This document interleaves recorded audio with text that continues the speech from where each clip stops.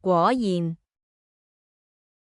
果然，是個副詞，用來表示事情的結果和預料或所說的一樣，帶點果然不出所料或正如預期的意思。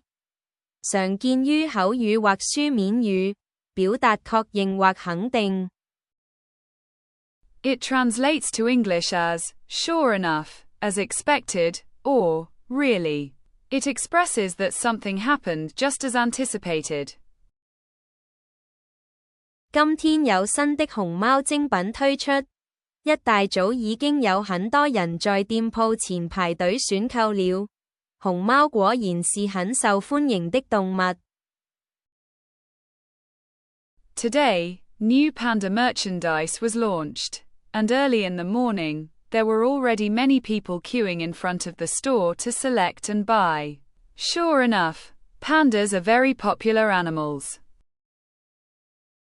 今天遊樂場很多人，果然週末是熱門的出遊時間。The amusement park is crowded today. Sure enough, weekends are a popular time for outings. 他平時就愛遲到，今天會議果然又遲到了半小時。He's always late, and sure enough, he was half an hour late for the meeting today.